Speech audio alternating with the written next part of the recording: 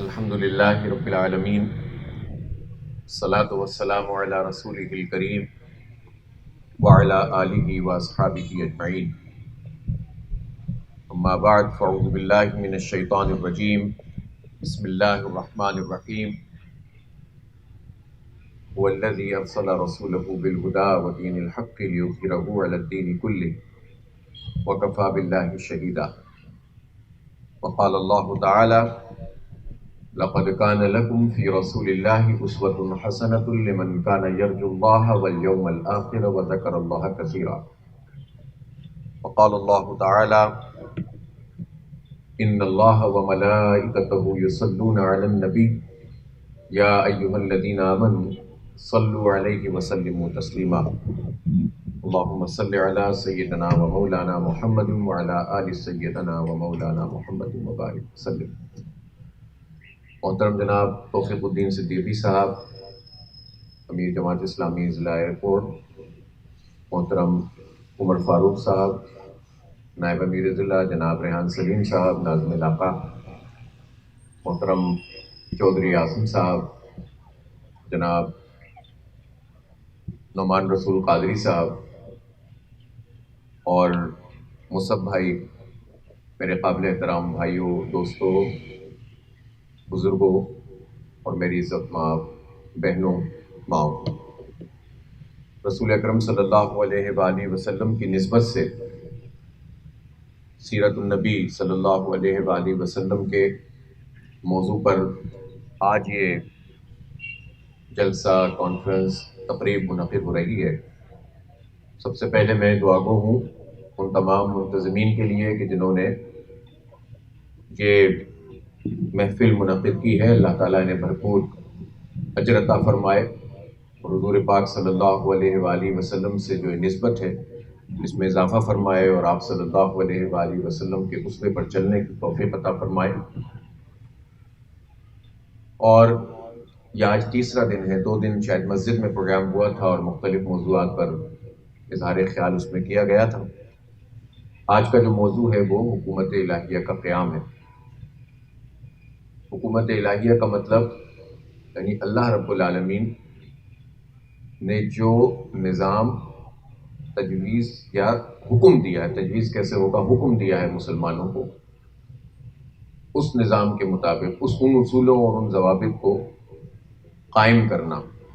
وہ ظاہر ہے کہ کوئی مسلمان خود سے نہیں کر سکتا، بلکہ اس میں جو بنیادی رہنمائی ملے گی وہ قرآن حکیم سے ملے گی، اس لیے کہ وہ اللہ کی کتاب ہے، اور قرآن پاک اللہ کی وہ کتاب ہے کہ جس میں کوئی تبدیلی نہیں ہو سکتی۔ اب انا نحن نزلنا الذکر وانا لہ لحافظون، اللہ تعالیٰ خود قرآن پاک میں فرماتا ہے کہ ہم نے اس ذکر کو، اس قرآن کو نازل کیا ہے اور ہم ہی اس کی حفاظت کرنے والے ہیں۔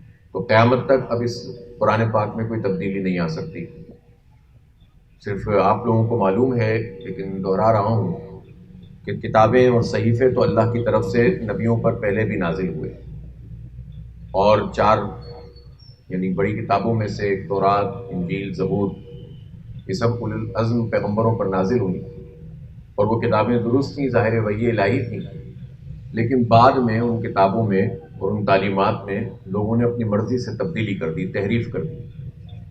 لیکن یہ اعزاز اور معجزہ قرآن حکیم کا ہے کہ اس کا وعدہ خود اللہ تعالیٰ نے کیا ہے کہ کوئی تبدیل کرنا بھی چاہے گا تو نہیں کر سکے گا، اس کے الفاظ نہیں بدلے جا سکتے، قیامت تک کے لیے یہ محفوظ ہو گیا ہے، اور اس کا پورا انتظام اللہ ہی کی منشا اور مرضی کے مطابق مسلمانوں میں رائج بھی ہوا۔ تو قرآن پاک سے رہنمائی ملے گی، جس طرح زندگی کے ہر گوشے کی رہنمائی، اس کے اصول قرآن پاک میں موجود ہیں۔ قرآن پاک کو سمجھا کیسے جائے گا، اس کے لیے اللہ تعالیٰ نے رسول پاک صلی اللہ علیہ وسلم کی صورت میں ایک ہمیں حیات مبارکہ عطا کر دی، اور قرآن پاک کی تشریح آپ صلی اللہ علیہ وسلم کی حیات مبارکہ سے ہوتی ہے۔ وہ مشہور بات کہ جس میں حضرت عائشہ رضی اللہ تعالیٰ عنہ سے کسی نے پوچھا تھا کہ نبی پاک صلی اللہ علیہ وسلم کے اخلاق کیسے تھے، تو آپ نے ارشاد فرمایا تھا کہ کیا تم نے قرآن نہیں پڑھا؟ تو جو کچھ قرآن میں ہے وہ رسول پاک صلی اللہ علیہ وسلم کے اخلاق ہے۔ تو اس کا مطلب ہے کہ قرآن پاک کو سمجھنا ہوگا، تو رسول پاک صلی اللہ علیہ وسلم کی سیرت کو پڑھنا ہوگا، آپ کے پوری کام کو دیکھنا ہوگا، آپ کی پوری زندگی کو دیکھنا ہوگا، آپ نے اپنی زندگی میں کس فریضے کو انجام دیا اس کو دیکھنا ہوگا، اور حضور پاک صلی اللہ علیہ وسلم کو سمجھنا ہوگا۔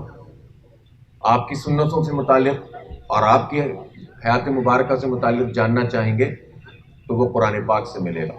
اسی لیے آپ صلی اللہ علیہ وسلم نے یہ ارشاد فرمایا تھا کہ میں تمہارے درمیان دو چیزیں چھوڑے جا رہا ہوں، ان کو تھامے رکھو گے تو کبھی تم جو ہے وہ رسوا نہیں ہوگے، برباد نہیں ہوگے، نامراد نہیں ہوگے، گمراہ نہیں ہوگے۔ اور وہ دو چیزیں کیا ہیں؟ قرآن اور دوسری سنت، یعنی رسول پاک صلی اللہ علیہ وسلم کی جو سنتیں ہیں وہ۔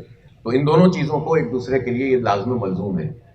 مجھے یاد پڑ رہا ہے کہ آخری مرتبہ جب میں یہاں حاضر ہوا تھا شاید پچھلے سال ہی، تو اس وقت بھی یہ بات ہوئی تھی کہ بعض گروہ مسلمانوں میں ایسے بھی پیدا ہوئے جنہوں نے اسلام کی بنیادی تعلیمات میں خرابی پیدا کرنے کے لیے ایک چال چلی۔ کچھ تو وہ ہوتے ہیں نا، منکر ہوتے ہیں، قرآن کو نہیں مانتے، ظاہر ہے وہ مسلمان نہیں ہو سکتے، حدیث کو نہیں مانتے، وہ مسلمان نہیں ہو سکتے۔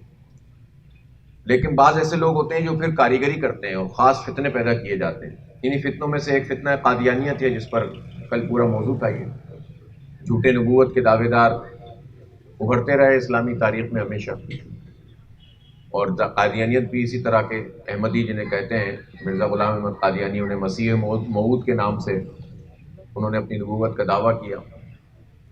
لیکن ایک فتنہ اور ہے کہ جس میں کہا جاتا ہے کہ قرآن تو درست ہے، اس پہ تو ہم ایمان لائیں گے، لیکن ہم حدیث پہ کیسے ایمان لے کر آئیں؟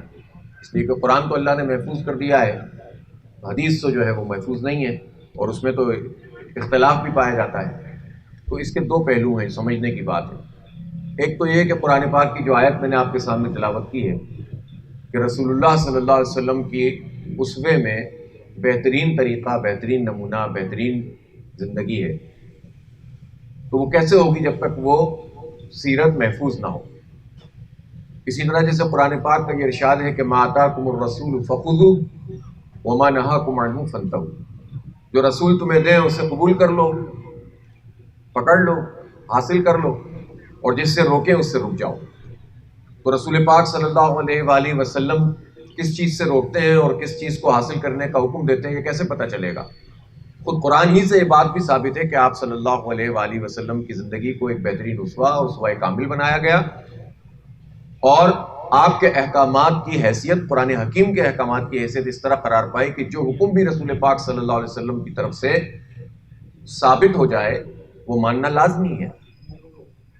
اسی لیے آپ دیکھیں کہ بہت سارے لوگ ایسے ہوتے ہیں، مثلا کچھ سزاؤں کے بارے میں، رجم کی سزا جو بدکاری میں جو ہے وہ دی جاتی ہے، تو بعض ایسے لوگ ہوتے ہیں جو کہتے ہیں کہ یہ سزا قرآن میں موجود نہیں ہے، قرآن میں تو کوڑوں کی سزا ہے، لیکن تمام جمہور علماء کرام اور پوری امت اس پر متفق ہے کہ رسول پاک صلی اللہ علیہ وسلم نے یہ سزا نافذ کی تھی جب اسلامی ریاست بن گئی تھی، اور اس کی تفصیلات اور احکامات جب سامنے آئے تھے، تو جب آپ صلی اللہ علیہ وسلم سے یہ ثابت ہے تو اس کی حیثیت بھی جو ہے وہ بالکل نص سے کہتے ہیں، نون صاد، نصوص قرآن اور حدیث سے واضح طور پر متعین احکامات، تو وہ اس سے ثابت ہے۔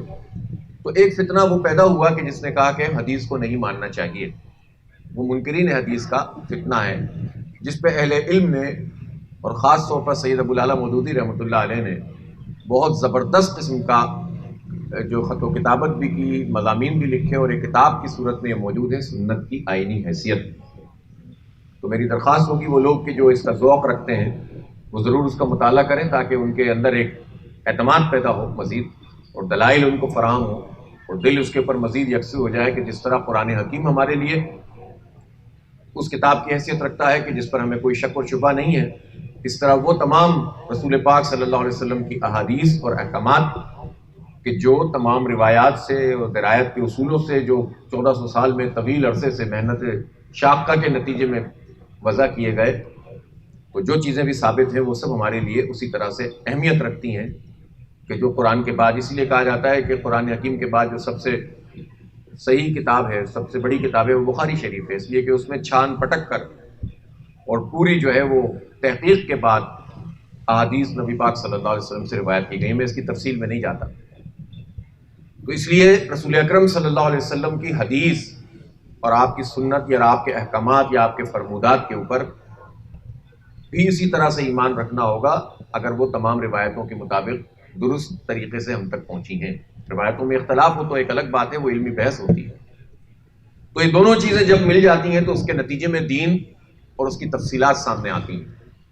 پھر قرآن اور حدیث کی روشنی میں یہ بات طے کی جاتی ہے، ہمیشہ سے علماء کرام نے اور پوری امت اس پر متفق ہوئی کہ سب سے پہلے دیکھا جائے گا قرآن کا حکم کیا ہے، دوسرا دیکھا جائے گا کہ رسول پاک صلی اللہ علیہ وسلم کا حکم کیا ہے۔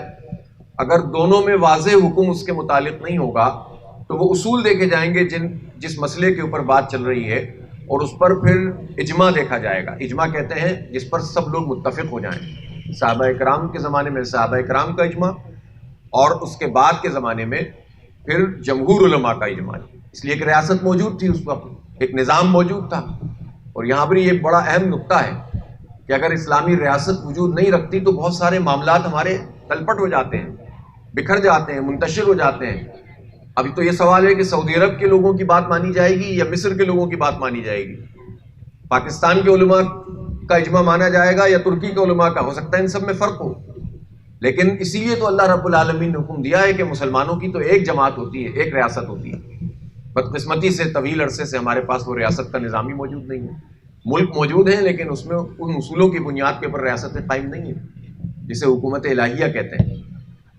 تو اس لیے تیسری چیز جو ہوتی ہے وہ اجماع ہوتی ہے، اور چوتھی چیز ہوتی ہے جس سے ہم معلوم کرتے ہیں، اسے قیاس کہتے ہیں، کہ ہم دیکھیں گے اللہ کا حکم کیا ہے، رسول اللہ صلی اللہ علیہ وسلم کا حکم کیا ہے، ہمارے 14 سال میں جن چیزوں کے اوپر اجماع امت ہو گیا وہ کیا ہے۔ اگر اس سے بھی کوئی چیز نہیں پتہ چل رہی تو پھر ہم ان تینوں چیزوں کی موجودگی میں پھر قیاس کریں گے، پھر رائے قائم کریں گے، اور وہ رائے، اس کو رائے میں اجتہاد کیا جائے گا، مجتہدانہ رائے قرار پائے گی وہ، اور اس کے نتیجے میں پھر زندگی کی تمام تفصیلات طے ہوں گی۔ تو اسلام ایسا نہیں ہے کہ بس الٹ ٹپ جس کا مرضی آئے تقریر کر دے اور جس کا دل چاہے جو ہے وہ بیان کر دے۔ اس کے اوپر ایک زبردست قسم سے کام ہے جو اس 1400-1500 سال کی تاریخ میں کیا گیا ہے، اور یہ دین ہم تک الحمدللہ پہنچا ہے ان لوگوں کی محنتوں کے نتیجے میں۔ تو قرآن عظیم الشان پر عمل کیسے کیا جائے گا وہ رسول اکرم صلی اللہ علیہ وسلم کا اسوہ ہمیں بتائے گا۔ لیکن ایک بات اور سمجھنے کی ضرورت ہے کہ قرآن پاک کو سمجھانے کے لیے اور سمجھنے کے لیے اگر ہم چاہتے ہیں کہ قرآن کو سمجھیں تو ظاہر ہے کہ سب سے اچھی بات یہ ہے کہ ہمیں عربی زبان آ جائے، اور اتنی آ جائے کہ ہم قرآن پاک سمجھ سکیں۔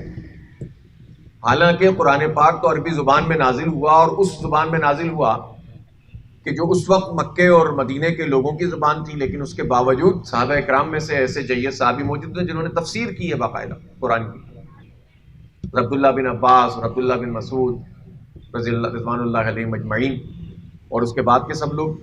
اس کا مطلب یہ ہوگا کہ محض عربی آنے سے بھی قرآن پاک سمجھ میں نہیں آئے گا، بلکہ اس کے لیے اور زیادہ تفصیلات کی ضرورت پڑے گی۔ اب یہ تھوڑا مشکل ہوتا چلا گیا، لیکن یہ اتنا مشکل بھی نہیں ہے جتنا بنا کر پیش کر دیا جاتا ہے۔ اور یہ بھی ایک مسئلہ ہے پوری امت کے ساتھ کہ اتنا مشکل بنا کر پیش کر دو کہ عام آدمی قرآن پاک کو سمجھ ہی نہ سکے، سیکھنے کی کوشش ہی نہ کرے۔ تو علماء کرام نے اس کا بھی حل نکالا اور تراجم کیے مختلف زبانوں میں۔ ہماری اردو زبان کو یہ اعزاز حاصل ہے کہ بہت کم مدت کی یہ زبان ہے، اگر ہسٹری کو دیکھا جائے 200-300 سال اس کی مدت ہے، لیکن اتنی کم مدت میں اس میں بے تحاشا کام ہوا ہے دین کے حوالے سے، تفسیر میں، حدیث میں، اور اس کے مطابق جو ہے وہ سیرت نگاری میں بہت زبردست ذخیرہ جو ہے وہ موجود ہے الحمدللہ۔ اور اسی طرح پہلے ذرا سے مشکل ترجمے با محاورہ مطلب اس طرح کے ہوتے تھے، سمجھ میں نہیں آتے تھے، پھر آسان تراجم بھی شروع ہوئے، اور ان تراجم میں 2 ترجمے ایسے ہیں جو بہت آسانی کے ساتھ سمجھ میں آ جاتے ہیں۔ ایک سید ابوالعلا مودودی رحمۃ اللہ علیہ کا ترجمہ ہے، اور دوسرا حضرت مولانا مفتی محمد شفیع صاحب دامت برکاتہم العالیہ، ان کا ترجمہ ہے۔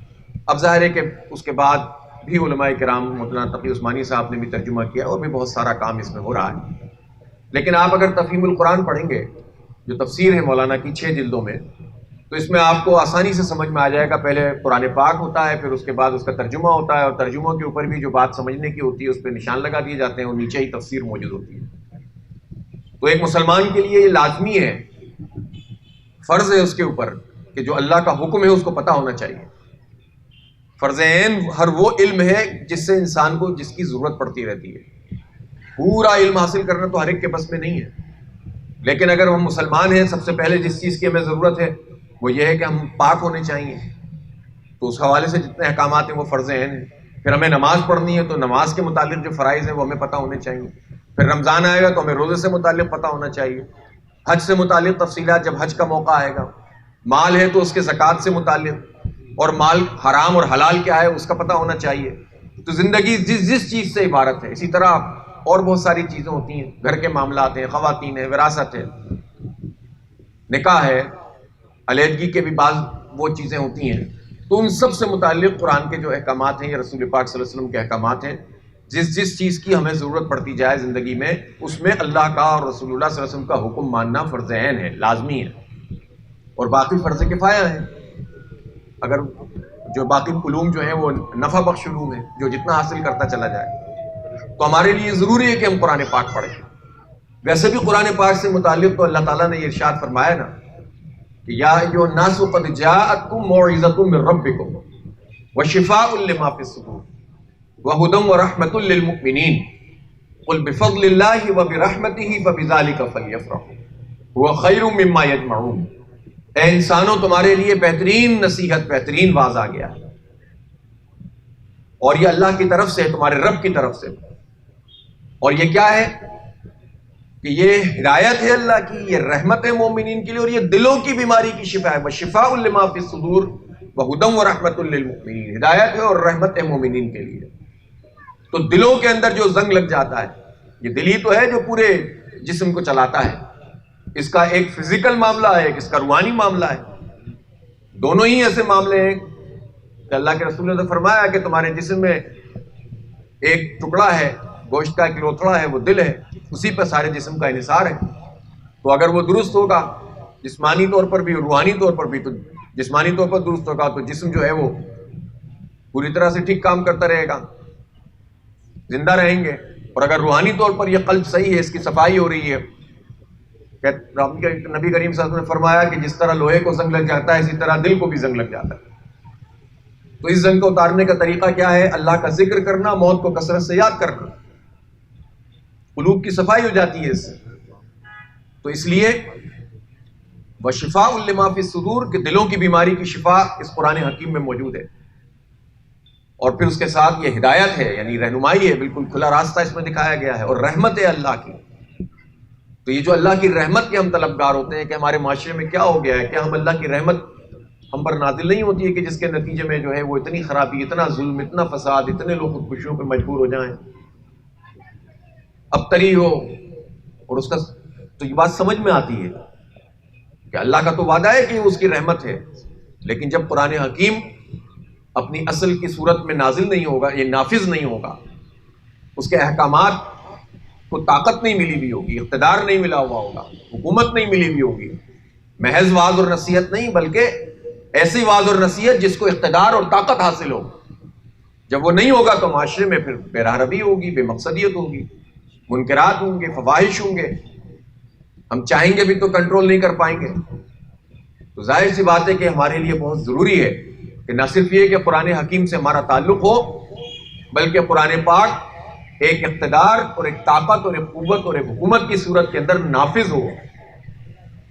اور یہی اللہ کا منشا بھی ہے، یہ اس کی مرضی ہے.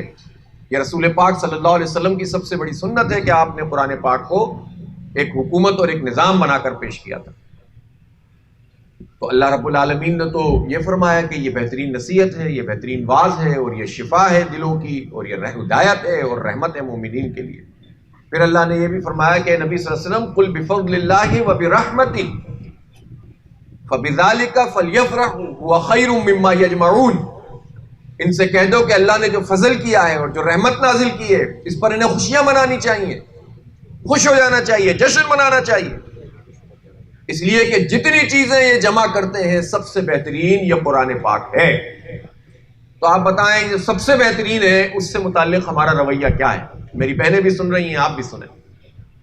ہمارے یہ بچے بیٹھے ہوئے کچھ گھروں میں ہیں. ابھی اس وقت جو صورتحال ہے، ایک زمانہ تھا، بزرگ بتائیں گے کہ تعلیم آسان تھی سب کے لیے اور مہنگی نہیں ہوتی تھی.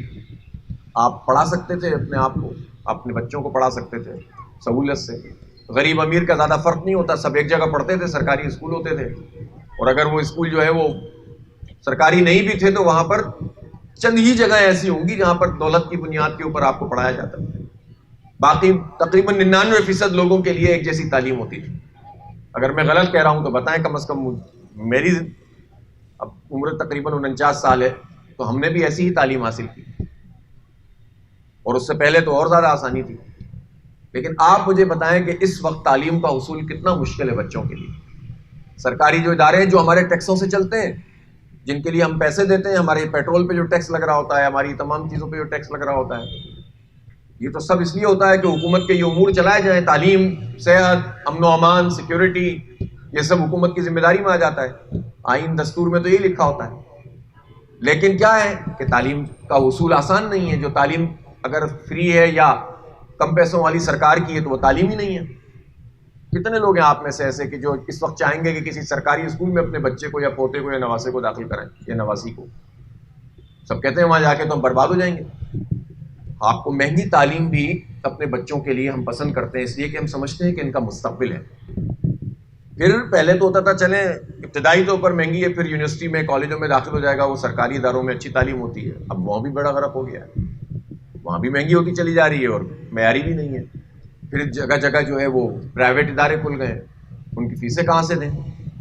اب اگر 3 کروڑ کے لوگوں کے شہر میں صرف 2 یونیورسٹیاں جنرل ہوں گی اور میڈیکل یونیورسٹیاں بھی محدود ہوں گی, ان کی سیٹیں بھی محدود ہوں گی, اس میں سے بھی بچیاں ماشاءاللہ 80-90% ہو جاتی ہیں, تو بچے کہاں جائیں؟ نعمان بھائی سن رہے ہیں نا آپ تو پڑھاتے ہیں بچوں کو, اور اب دشمن کے نہیں اپنے ہی بچوں کو پڑھاتے ہیں. تو کہاں جائیں؟ جو میں ایک مسئلہ بتا رہا ہوں وہ سمجھنے کی کوشش کریں. تو اور اگر اسلام کی ریاست موجود ہو تو تعلیم پوری کی پوری ریاست کی ذمہ داری ہے, پوری کی پوری ریاست. اور 1400 سال ہمارے بتاتے ہیں جب جب حکومت رہی ہے مسلمانوں کی, یہ سوال ہی نہیں ہے کہ تعلیم کے پیسے دینے پڑیں آپ کو. لیکن بدقسمتی یہ نظام دوسرا چل رہا ہے. اس کے باوجود بچوں کو پڑھوانے کی کوشش کرتے ہیں, جس کی جتنی حیثیت ہے وہ اچھی تعلیم دینے کی کوشش کرتا ہے. اپنا پیٹ کاٹتے ہیں اور اچھی تعلیم دینے کی کوشش کرتے ہیں. اور اس کا سبب یہ ہوتا ہے کہ ہم اپنے بچوں کے مستقبل کو بہتر بنانا چاہتے ہیں, ان کی دنیا کو ٹھیک کرنا چاہتے ہیں. بچیوں کے بھی خاص توجہ دیتے ہیں اس لیے کہ فی زمانہ اس کی بہت ضرورت ہے.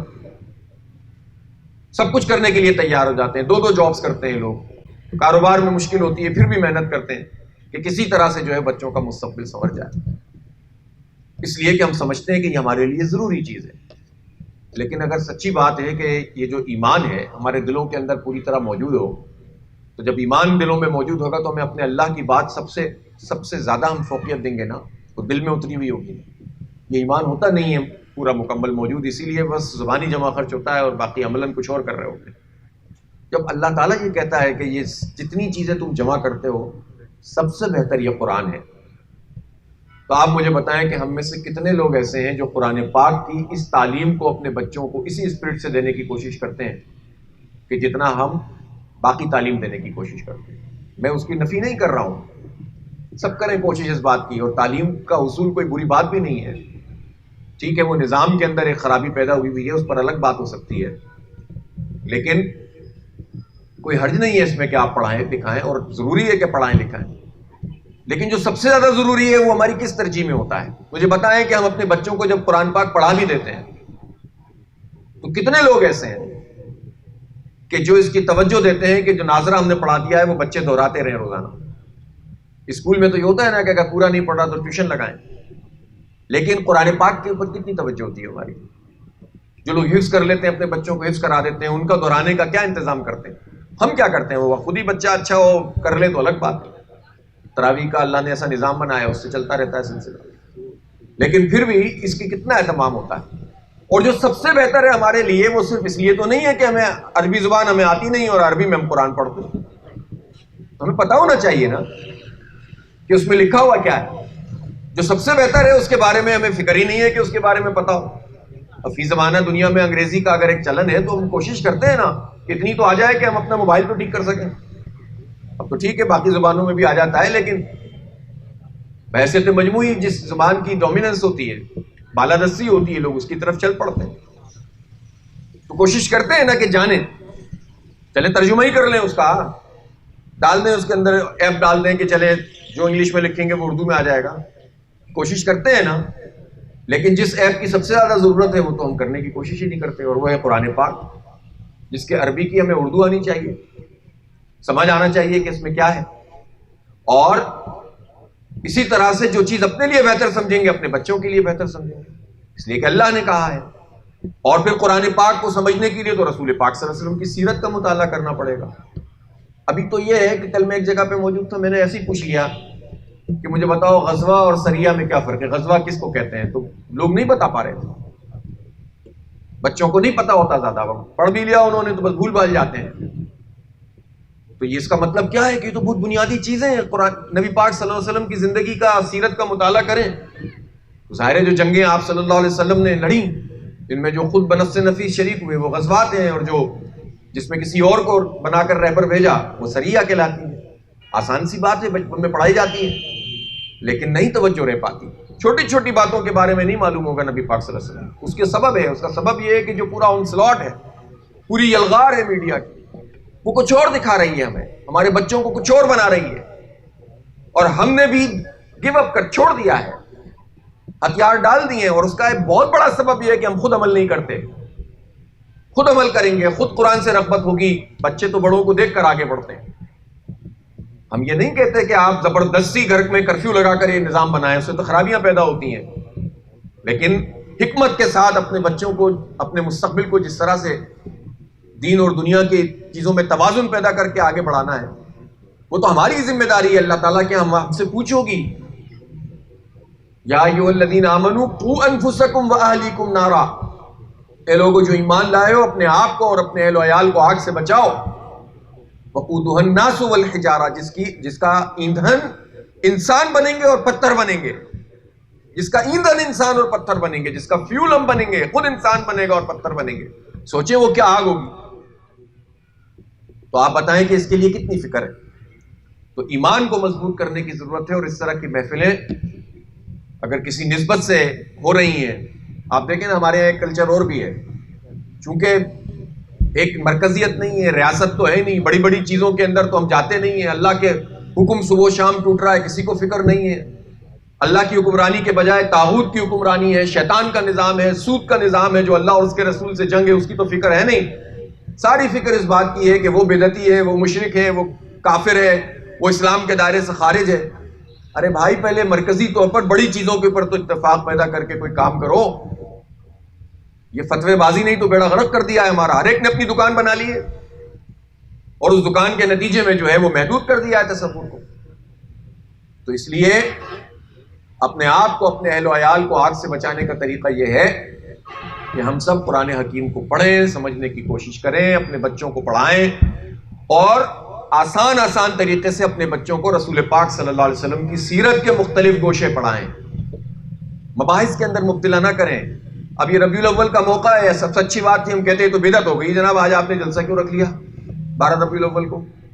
بڑا آسان تھا یہ کہنا، یہ کیوں کر لیا، اس موقع پہ کیوں نہیں کر لیا، اس موقع پہ کیوں نہیں کر لیا، دین میں اضافہ ہے. ایسا نہیں ہے، ہر چیز اس طرح سے نہیں ہوتی ہے بدعت.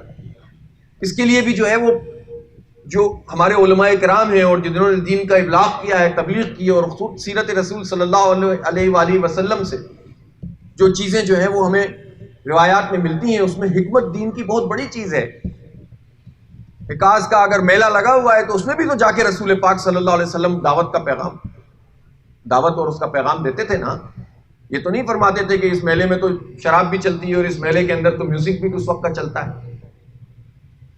تو حالات دیکھے جاتے ہیں، تقاضا دیکھا جاتا ہے. جب پورا کا پورا فساد اور ظلم کا نظام برپا ہو تو اس طرح فتوی بازی کر کے مزید لوگوں کو دور نہیں دھکیلا جاتا. جس میں ذرا سی بھی رمق رسول پاک صلی اللہ علیہ وسلم سے محبت کی موجود ہے اس کو بھی جمع کرو، اور پھر یہ ذمہ داری ہے کہ اس کی اصلاح کرو حکمت کے ساتھ، بجائے اس کے اس کو دھکیل دو اور وہ سمجھے کہ میں تو رسول سے محبت کرتا ہوں، مجھے پیچھے دھکیل دیا، یہ تو خود ہی کافر ہے. تو اس سے کیا ہوگا؟ آپ کی مسلکی دکانیں تو بن جائیں گی، اسلام کی کوئی خدمت نہیں ہوگی. اور ہر چیز اس طرح سے ہوتی بھی نہیں ہے. ہر اچھے موقع کو استعمال کر کے اگر ہم دین کی طرف لوگوں کی رغبت دلائیں اور رسول پاک صلی اللہ علیہ وسلم کی سیرت کی طرف، تو یہی دین کی منشا ہے. اسی لیے آج ہم یہاں موجود ہیں. یہ بات صحیح ہے کہ رسول اکرم صلی اللہ علیہ وسلم کے معاملے میں بڑی احتیاط کی ضرورت ہے کہ کہیں ایسا، یعنی آپ نعوذ باللہ آپ کے خلاف تو کوئی مسلمان تصور ہی نہیں کر سکتا کہ کوئی غلط بات کرے، لیکن آپ کی محبت میں بھی جو غلو ہے وہ شرک کی طرف لے جاتا ہے، تو اس میں احتیاط کی ضرورت ہوتی ہے۔ لیکن یہ احتیاطیں آپ فتوے بازی سے نہیں سکھا سکتے، پہلے تو خود وہ احتیاط اختیار کریں اور پھر اس کے بعد آہستہ آہستہ لوگوں کی اصلاح کریں۔ یہ حکمت کا طریقہ ہے، اور یہ وہ طریقہ ہے جو دعوت کا طریقہ ہے، جو رسول اکرم صلی اللہ علیہ وآلہ وسلم اور صحابہ کرام کا طریقہ ہے۔ تو میں عرض یہ کر رہا ہوں کہ قرآن پاک کو پڑھنا اور سمجھنا ہمارے لیے اتنا ہی ضروری ہے کہ جس طرح سانس لینا ضروری ہے۔ اگر ہم نہیں کریں گے تو یہ دنیا کی زندگی اتنی سی ہے، اور بڑی زندگی آخرت کی زندگی ہے۔ اس اتنی سی زندگی کی اتنی تک ہو دو جس کا پتہ ہی نہیں ہے۔ آپ ابھی اندازہ لگا لیں پچھلے سال ہم میں سے کتنے لوگ زندہ تھے جو اس سال موجود نہیں ہیں۔ ہو سکتا ہے کہ جس محفل میں آج ہم موجود ہیں، جو پچھلے سال یہاں محفل ہوئی تھی، اس میں سے کچھ لوگ ابھی ہمارے درمیان نہ ہوں۔ اگلا سال کس نے دیکھا ہے؟ کون دعویٰ کر سکتا ہے؟ کون کہہ سکتا ہے میری عمر اتنی ہو جائے گی تو میں مروں گا؟ جوان بھی جا رہے ہیں، بچے بھی جا رہے ہیں، بوڑھے بھی جا رہے ہیں۔ تو اللہ کی پناہ مانگیں اور اللہ اور اس کے رسول صلی اللہ علیہ وسلم کے دامن میں پناہ لیں، وہاں سے سیکھنے کی کوشش کریں۔ یہی اس طرح کی محفلوں کا پیغام ہے۔ تو اس لیے قرآن پاک کو تو سمجھنا ہوگا، اس کے علاوہ کوئی چارہ نہیں ہے، اور اس کے لیے رسول اکرم صلی اللہ علیہ وسلم کی سیرت کو پڑھنا ہوگا۔ جب ہم رسول اکرم صلی اللہ علیہ وسلم کی سیرت کا مطالعہ کرتے ہیں تو عقل حیران رہ جاتی ہے کہ نبوت ملی ہے آپ کو، آپ کی حیات مبارکہ اس وقت 40 سال تھی، لیکن 40 سال کی وہ زندگی بھی ایک بیدار زندگی تھی، پاک زندگی، صاف زندگی، شرک کے ماحول میں، شراب نوشی کے ماحول میں، خرافات کے ماحول میں۔ ایسے بھی ابھی لوگ موجود تھے جو خانہ کعبہ کا برہنہ طواف بھی کرتے تھے۔ ایسے ماحول میں ایک پاک باز زندگی، عزت والی، عفت والی، حیا والی زندگی آپ صلی اللہ علیہ وسلم کی، سچی زندگی، امانت دار زندگی۔ یہی تو وجہ تھی کہ لوگ نہ صرف یہ کہ رسالت کا جب آپ نے اور نبوت کا اعلان کیا اس وقت، اور اس سے پہلے لوگ آپ کو جو ہے سچا اور امین کہتے تھے، بلکہ اس وقت کے جب آپ کی جان کے دشمن تھے۔ 13 سال آپ نے مکے میں گزارے، اور جب آپ ہجرت فرما رہے تھے تو اس وقت حال یہ تھا کہ سارے سرداروں نے مل کر اس بات کا فیصلہ کر لیا تھا کہ کیونکہ قبائلی نظام ہے، کوئی ایک قبیلہ اگر حملہ کرے گا نبی پاک صلی اللہ علیہ وسلم پر تو پھر وہ قبیلہ بنو ہاشم کا مقابلہ کیسے کرے گا قبائلی نظام میں؟ تو سب نے اتحاد کر لیا کہ ہم سب مل کر وار کریں گے تاکہ اس کے نتیجے میں جو ہے وہ ہم سب کی بچت ہو جائے۔ تو وہ قتل کے منصوبے بنا رہے تھے، اور اللہ کا منشا یہ تھا کہ حضرت علی رضی اللہ تعالیٰ عنہ کو اپنے بستر پر لٹا کر آپ صلی اللہ علیہ وسلم ہجرت فرما رہے تھے۔ صدیق اکبر رضی اللہ تعالیٰ عنہ آپ کے ہمراہ تھے، آپ کے یار غار، لیکن اس وقت بھی آپ صلی اللہ علیہ وآلہ وسلم کے پاس ان کافروں کی امانتیں موجود تھیں، ان مشرکوں کی امانتیں موجود تھیں۔ حضرت علی کی ذمہ داری لگائی تھی کہ فلاں کی امانت لوٹا دینا، فلاں کی امانت لوٹا دینا۔ یہ کریکٹر تو نبوت سے پہلے کا بھی کریکٹر تھا۔ پھر نبوت کے بعد جو 23 سال آپ جو ہیں وہ 13 سال مکے میں اور 10 سال مدینہ شریف میں رہے۔ ان 23 سال کی زندگی آپ دیکھیں گے تو آپ حیران رہ جائیں گے کہ 23 سال کی مدت میں کیسا بڑا انقلاب تھا جو آپ نے برپا کر دیا۔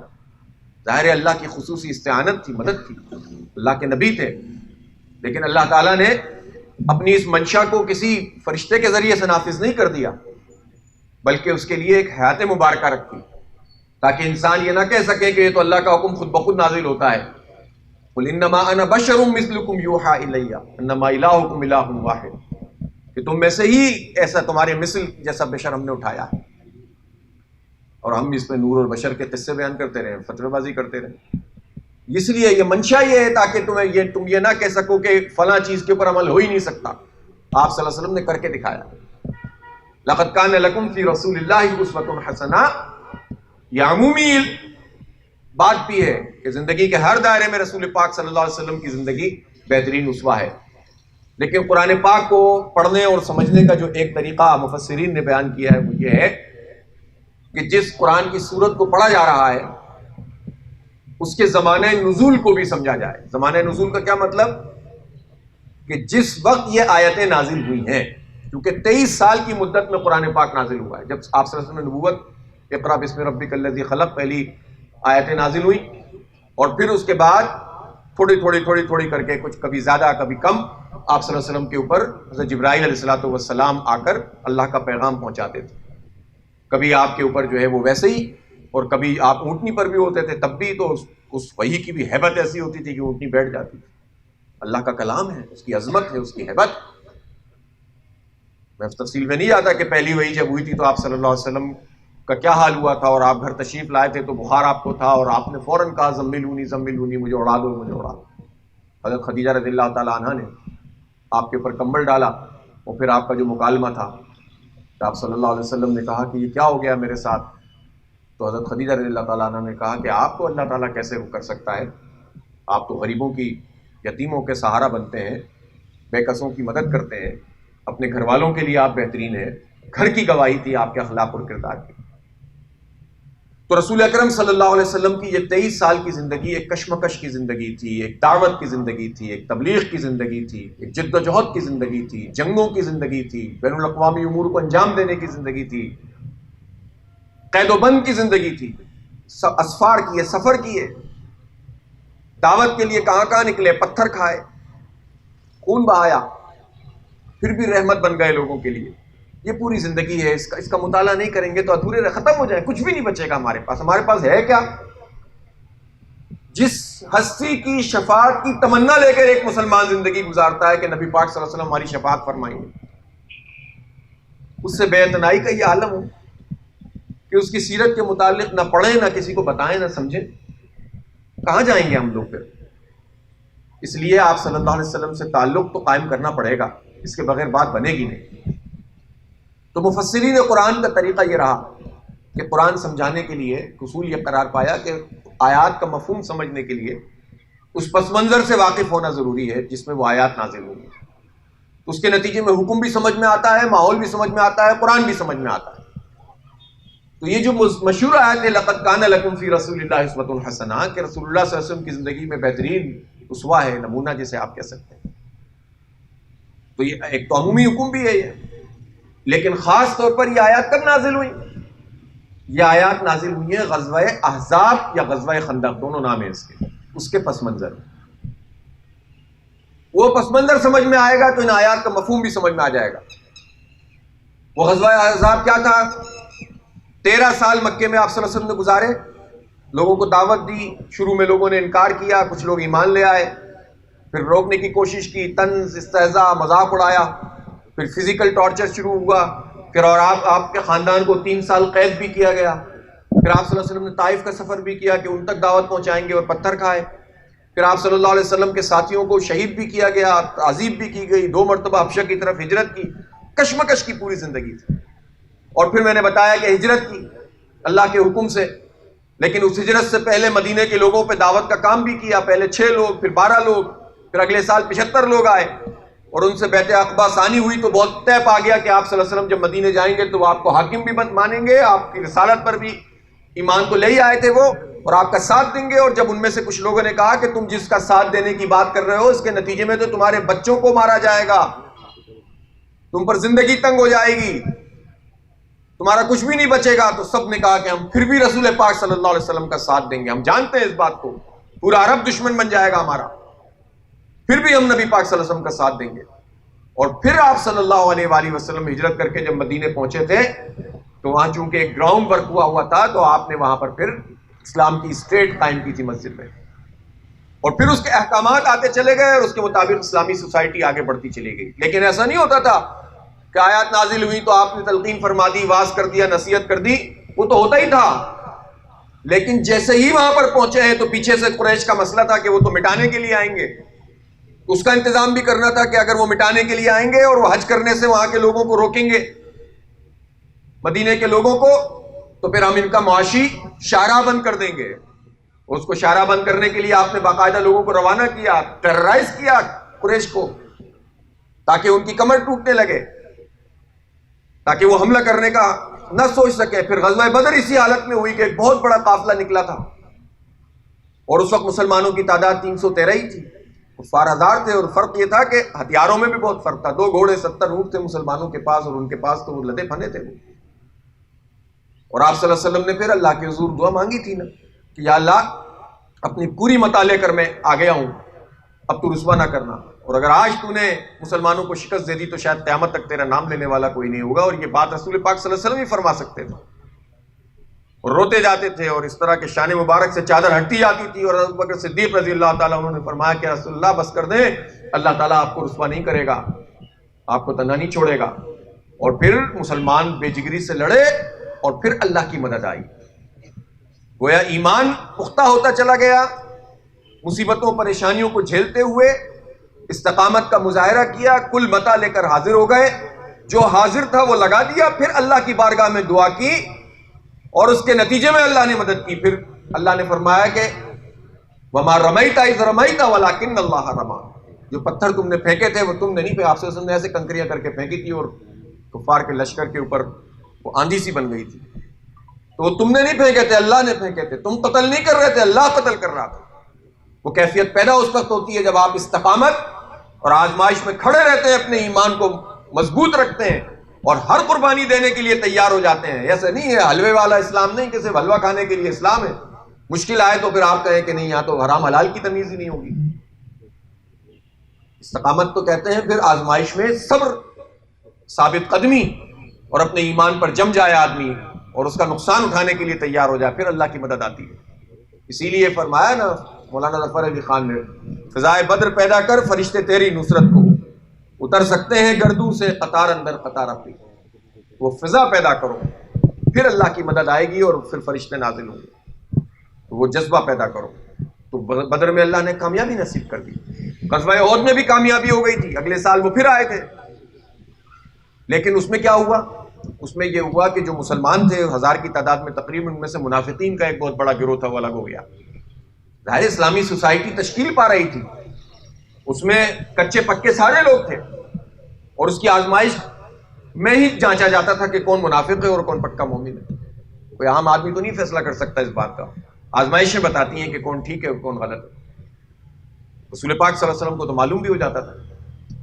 تو اس غزوہ احد میں کچے پکے ایمان کے پہلے تو وہ الگ ہوئے, اور پھر ایک درے کے اوپر جہاں آپ صلی اللہ علیہ وسلم نے لوگوں کو متعین کیا تھا 50 تیر اندازوں کو, ان کو بھی یہ ہو گیا. حالانکہ آپ صلی اللہ علیہ وسلم نے واضح طور پر فرمایا تھا کہ اگر تم دیکھو کہ جانور جو ہیں ہمارا خون نوچ, اپنا گوشت نوچ رہے ہیں, تب بھی تم وہاں سے نہیں ہٹنا. تو سپاہ سالار روکتے رہے اور وہ لوگ وہاں سے ہٹ گئے. انہوں نے سمجھا میں کامیابی ہو گئی ہے, اور وہ مال غنیمت کی وجہ سے آگے بڑھنے لگے. جس پر اللہ کی طرف سے پھر قرآن حکیم میں پوری سورہ آل عمران کی صورت میں تبصرہ آیا, تاکہ وہ اگر غلطی مسلمانوں کی کوئی تھی تو قرآن میں آ گیا. 1400 سال تک کے لیے اس غلطی کو بھی بنیاد بنا لیا گیا, اللہ تعالیٰ نے بنیاد بنایا تاکہ سب کی اصلاح ہو جائے. اور ہر ایسے موقع پر جب لوگ اطاعت نہیں کریں گے, ڈسپلن کو قائم نہیں رکھیں گے اور نبی کی بات کو نہیں مانیں گے, تو ان کے ساتھ یہ ہو سکتا ہے. بہرحال اس میں کفار کو طاقت مل گئی, پیچھے سے پلٹ کر آ گئے اور انہوں نے, ہمارا لشکر تتر بتر ہو گیا. خود آپ صلی اللہ علیہ وسلم کفار کے نرغے میں گر گئے, آپ کے دندان مبارک شہید ہوئے, جو آپ نے خود پہنا ہوا تھا اس کی کڑیاں جسم کے اندر چلی گئیں. تو رسول اکرم صلی اللہ علیہ وآلہ وسلم نے تو اس طرح کی زندگی گزاری, لقد کان لکم فی رسول اللہ اسوۃ حسنہ. پھر یہ ہوا کہ وہ کفار پر ہیبت طاری ہو گئی اور وہ چلے گئے. اپنی فتح کو وہ پوری طرح سے یعنی مٹیریلائز نہیں کر سکے, اللہ نے ان کے اوپر ہیبت طاری کر دی.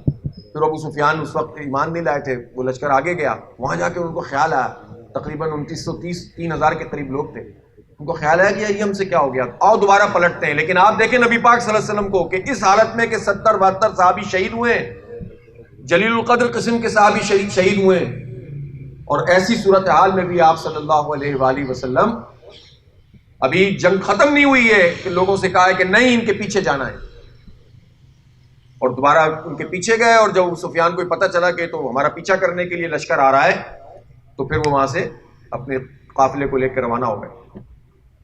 اور ساتھ میں بھی جو قبائل تھے ان کو بھی یہ میسج مل گیا کہ یہ ایسے لوگ نہیں ہیں جو اتنی آرام سے شکست کھا سکیں. پھر ان لوگوں نے ساز باز کی. اس دوران میں بہت سارے واقعات ہوئے, سیرت کی کتابیں پڑھنی چاہیے تاکہ سمجھ میں آئے. بہت سارے قبائل تھے, کوئی اسلام کے ساتھ حلیف بن گیا, کوئی حریف بن گیا, کوئی کسی طرح سے. پھر غزوہ خندق, غزوہ احزاب جس کو کہتے ہیں, اور سورہ احزاب اسی پس منظر میں نازل ہوئی ہے. تو اس میں جو میں آپ کو بتا رہا ہوں کہ یہ آیت لقد کان لکم فی رسول اللہ اسوۃ حسنہ, کہ در حقیقت رسول اللہ کی زندگی میں تمہارے لیے بہترین نمونہ ہے. یہ اس پس منظر میں، اور وہ پس منظر کیا تھا کہ تقریباً 10-12 ہزار کی تعداد میں قریش جمع ہو کر آئے تھے کہ اب تو ہم اسلام کو مٹا دیں گے ان لوگوں کو، اور انہوں نے یہودی قبائل سے ساز باز کر لی تھی، جو یعنی جن لوگوں کو آپ صلی اللہ علیہ وسلم اور صحابہ اکرام اپنے بچوں اور عورتوں کو، قبیلہ جو بنی قریظہ تھا، جو حلیف قبیلہ تھا اور جس سے ہمیشہ اچھے معاملات رہے تھے، یہودیوں کا قبیلہ تھا، ان کے حوالے کر کے آئے تھے کہ آپ ان کی نگرانی کریں گے، تو قریش کے ساتھ انہوں نے بھی ساز باز کر لی۔ ان کو میسج بھیجا گیا کہ باز آ جاؤ، لیکن انہوں نے ماننے سے انکار کر دیا، اور ظاہر اپنی فطرت سے باز نہیں آئے وہ، تو پیچھے سے بھی گھر والے محفوظ نہیں، سامنے سے 10-12 ہزار کا لشکر ہے، اور خندق کھود رہے ہیں۔ صحابہ اکرام سے مشورہ کیا، سلمان فارسی رضی اللہ تعالیٰ عنہ کے مشورے پہ خندق کھودی، ایک طرف پہاڑ ہے، ایک طرف سامنے کے حصے میں خندق کھودی ہوئی ہے، اس طرف جو ہے وہ باغات ہیں پیچھے کی طرف، وہاں سے حملہ نہیں ہو سکتا، تو اسٹریٹجی جنگ کی بن رہی ہے، اور اس خندق جاڑے کا موسم ہے، اور کفار تقریباً وہاں پر کئی ہفتے موجود رہے کہ بس اب ہم ان کا محاصرہ کر لیں گے۔ خندق تو انہوں نے کھود دی ہے، جب خندق کھود رہے ہیں تو اس وقت کیا صورتحال ہے؟ اس وقت یہ صورتحال ہے کہ سب صحابہ کرام مل کر یہ کام کر رہے ہیں، تو آپ صلی اللہ علیہ وسلم بہترین قائد ہیں، وہ بھی آپ کے ساتھ خندق کھود رہے ہیں، بلکہ جو بڑی چٹانیں ہوتی تھیں جب نہیں ٹوٹتی تھیں تو اللہ کی مدد آتی تھی، آپ صلی اللہ علیہ وسلم کو دال مارتے تھے، وہ چٹان ٹوٹ جاتی تھی۔ اسی ایک موقع پر آپ صلی اللہ علیہ وسلم نے جب ایک چٹان اور ایک پتھر نہیں ٹوٹ رہا تھا تو آپ نے کدال ماری، چنگاری نکلی، آپ نے کہا قیصر فتح ہو گیا۔ اس وقت کی سپر پاور تھی روم، اس کے بادشاہ کو اس کا ٹائٹل تھا قیصر، اور پھر دوسری کدال ماری، چنگاری نکلی، آپ نے کہا کہ ایران فتح ہو گیا، کسرا، اس کا ٹائٹل کسرا تھا اس بادشاہ کا، اور ایران کی سلطنت تھی۔ دو سپر پاورز تھیں اس وقت دنیا میں۔ تو اس قسمہ پرسی کے عالم میں جب بڑا لشکر سامنے موجود ہے، پیچھے سے بھی آپ محفوظ نہیں ہیں، اور بالکل ایسا لگ رہا ہے کہ بس مشکل میں آ گئے ہیں، اور اس میں جو منافقین تھے ان کو باتیں کرنے کا موقع مل گیا۔ قرآن نے تبصرہ کیا کہ وہ لوگ کہتے تھے کہ ہم واپس چلے جائیں چونکہ ہم اپنے بچوں کا ہمیں خیال ہے، لیکن جو ثابت قدم لوگ تھے، اہل ایمان تھے، وہ ڈٹ کر کھڑے ہو گئے آپ صلی اللہ علیہ وسلم کے ساتھ، کہا کہ نہیں، ہم تو مقابلہ کریں گے۔ وَلَمَّا رَأَى الْمُؤْمِنُونَ الْأَحْزَابَ قَالُوا هَذَا مَا وَعَدَنَا اللَّهُ وَرَسُولُهُ وَصَدَقَ اللَّهُ وَرَسُولُهُ، یہ اس آیت کے بعد والی آیتیں ہیں، لَقَدْ كَانَ لَكُمْ فِي رَسُولِ اللَّهِ أُسْوَةٌ حَسَنَةٌ والی آیت کے بعد، کہ وہ مومنین میں سے وہ تھے جنہوں نے جب ان لشکروں کو دیکھا تو بجائے اس کے کہ خوف زدہ ہوتے، انہوں نے کہا اسی کا تو اللہ نے ہم سے وعدہ کیا تھا اور اس کے رسول نے وعدہ کیا تھا، جان دینے کے لیے تیار ہو گئے، شہادت پانے کے لیے تیار ہو گئے۔ تو اس لیے غزوہ احزاب کے اس موقع کے اوپر اس پہ تبصرے کی صورت میں یہ آیات نازل ہوئی۔